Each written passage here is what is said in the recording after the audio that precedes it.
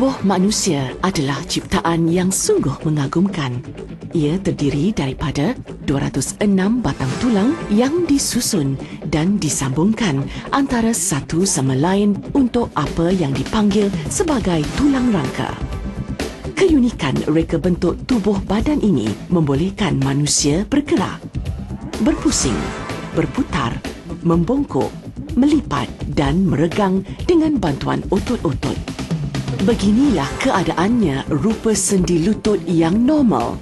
Sendi-sendi yang mempunyai banyak fungsi ini boleh mengalami keradangan atau inflamasi. Inilah yang dipanggil arthritis. Apakah penyebab arthritis? Arthritis bukanlah penyakit keturunan. Namun begitu, dengan mempunyai jin-jin tertentu, ia juga boleh meningkatkan risiko untuk mendapat arthritis. Pakar perubatan telah pun mengenal pasti lebih dari 100 penyebab arthritis. Antara penyebab-penyebab penyakit arthritis termasuklah osteoarthritis, arthritis yang disebabkan jangkitan kuman, gout, psoriasis dan rheumatoid arthritis. Dalam osteoarthritis, proses penuaan yang berlaku menyebabkan kehausan pada tulang rawan. Ini kemudiannya akan membawa kepada pergeselan tulang di antara satu sama lain dan seterusnya akan menyebabkan kesakitan. Risiko untuk anda menghidapi osteoarthritis semakin tinggi seiring dengan peningkatan usia. Rheumatoid arthritis adalah sejenis penyakit autoimun yang melibatkan sendi-sendi. Ia mengakibatkan inflamasi dan kerosakan pada sendi. Dalam penyakit gout, pangkal ibu jari kaki akan menjadi bengkak dan sakit secara tiba-tiba disebabkan oleh mendapan kristal uric acid. Arthritis juga boleh berlaku disebabkan kecederaan sewaktu bersukan, sebagai contoh bermain bola sepak. Apakah tanda-tanda dan gejala-gejala arthritis? Pengidap arthritis akan mengalami sakit sendi, bengkak sendi, ketegangan di waktu pagi, rasa panas di sekeliling sendi, kurang upaya untuk menggerakkan sendi disebabkan oleh rasa sakit. Jika arthritis ini tidak dirawat dan dibiarkan berlarutan, kecacatan sendi akan berlaku, seperti dalam penyakit rheumatoid arthritis dan osteoarthritis di tahap yang teruk. Kajian yang dijalankan bergantung kepada punca yang disyaki. Ia termasuklah ujian darah, air kencing dan juga X-ray sendi. Bolehkah pengidap arthritis menjalani kehidupan normal? Ia boleh dicapai dengan rawatan tertentu. Memberikan pendidikan kepada pesakit. Rawatan tanpa ubat seperti pemulihan anggota, pemulihan cara kerja, pengurangan berat badan.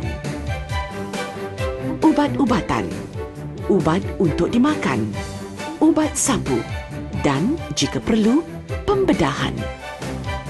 Antara rawatan pemulihan anggota yang boleh didapati di hospital termasuklah senaman aerobik ringan, berenang, rawatan ultrasound, celupan lilin suam. Ada kalanya pengubahsuaian perlu dilakukan di dalam kehidupan seharian bagi membolehkan pergerakan yang lebih selesa.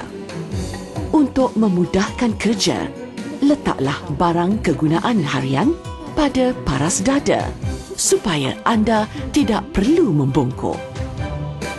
Selain dari itu, penggunaan alatan rumah yang diubah suai juga dapat membantu. Duduk sewaktu membuat kerja-kerja di paras rendah. Gunakanlah kerusi sewaktu mandi. Penggunaan tapak tangan untuk membuka atau menutup barangan seperti penutup botol akan memudahkan kerja. Kasut yang mempunyai velcro atau kasut sarung memudahkan pesakit untuk memakai kasut. Apakah ubat yang biasa digunakan?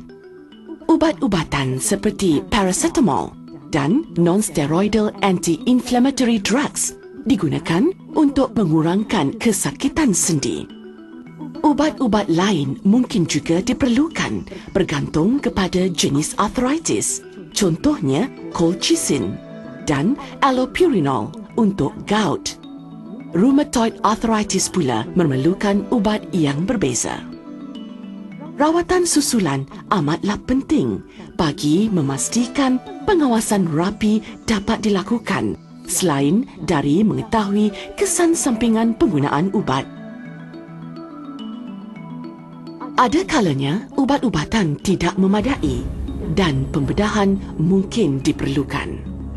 Pembedahan menggantikan sendi yang sudah tidak berfungsi berkesan untuk melegakan kesakitan dan meningkatkan tahap mobiliti. Penjagaan keselamatan di dalam dan di luar rumah perlu diberi perhatian yang serius. Alihlah tikar, wayar dan juga tali yang boleh menyebabkan anda terjatuh.